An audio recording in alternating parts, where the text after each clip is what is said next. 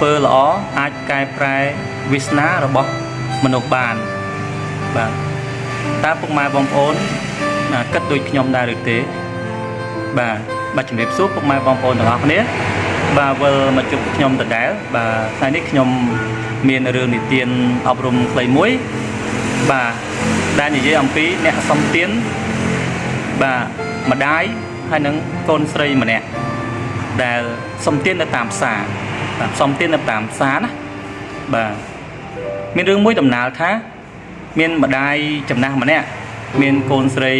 តូចមួយបាទអាយុ 5-6 ឆ្នាំដែលពួកគាត់តែងតែបាទសំទាននៅតាមផ្សារហើយអង្គុយនៅតាមចាមផ្លូវក្បែរមាត់ផ្សារនោះឯងហើយមានបរិសុទ្ធម្នាក់បាទគាត់តែងតែទៅផ្សារដើម្បីធ្វើការទិញបន្លែផ្លែឈើឬក៏សម្ភារៈនានាហើយបរិសុទ្ធម្នាក់នោះតែងតែបាទដាក់ទានចនិចធ្វើអំពើល្អបាទដល់អ្នកសំទានទាំងពីរនាក់ម្ដាយនិងកូននោះដែលពួកគាត់ទាំងពីរនោះបាទគួរឲ្យអាណិតបាទមែនតែម្ដងបាទបរិសុទ្ធម្នាក់នោះឲ្យទានដល់អ្នកសំទាននោះគឺមិនលុះថ្ងៃនោះឡើយដោយសារគាត់ចូលចិត្តស្ដាប់លោកទេសបាទគាត់តែងតែធ្វើនៅសេចក្តីល្អបាទតែងតែឲ្យទានដល់អ្នកបាទសំទានចនិចចកាលមិនថាអ្នកសំទានពិការក្តីចាស់ជរាក្តីឬក៏បាទអ្នកក្រតបយ៉ាអត់លំបាកជាដើមបាទហើយមានថ្ងៃមួយនោះបាទបរិសុទ្ធម្នាក់នោះបាទទៅផ្សារដើម្បីទិញបន្លែផ្លែឈើដោយសពដងបាទគាត់ក៏បានដាក់ទានដល់បាទអ្នកសំទានដែលជាម្ដាយនោះបន្តទៀតប៉ុន្តែបាទនៅព្រឹកនោះគឺគាត់មិនបានឃើញកូនស្រីតូចរបស់អ្នកសំទាននោះឡើយដែលធ្វើឲ្យអ្នកបាទធ្វើឲ្យបរិសុទ្ធម្នាក់នោះមានចម្ងល់ជាខ្លាំងបាទគាត់គិតបន្តិចហើយគាត់ក៏សួរទៅកាន់បាទអ្នកសំទានដែលជាម្ដាយនោះគាត់បានសួរសំណួរថា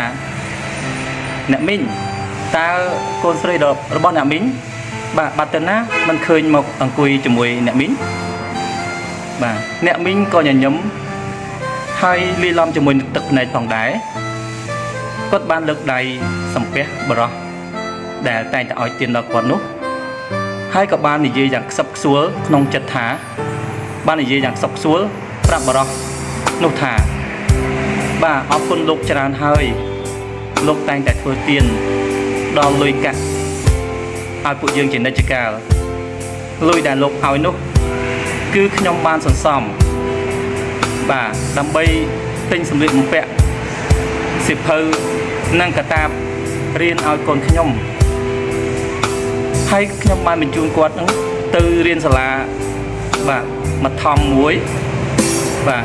ស្ដាប់ដូចនេះបរិសុទ្ធដែលតែងតែឲ្យទាននោះគាត់មានចិត្តរំភើបមែនទែនគាត់មានចិត្តរំភើបស្រក់ទឹកភ្នែកផងដែរហើយគាត់ក៏នឹកស្មានថាការឲ្យទានរបស់គាត់ឬក៏ការធ្វើអំពើល្អរបស់គាត់បានជួយកែប្រែវាសនារបស់កូនអ្នកសំទានម្នាក់នោះឲ្យបានចូលរៀនសូត្រនឹងគេនឹងឯងដែរបាទអញ្ចឹងរឿងនេះអប់រំដល់យើងទាំងអស់គ្នាឲ្យធ្វើសេចក្តីល្អជារឿយៗអំពើល្អគឺមិនសាបសូន្យអំពើល្អគឺអាចកែប្រែជោគវាសនារបស់មនុស្សបានបាទសូមអរគុណរឿងនេះមានតែប៉ុណ្ណឹងបាទ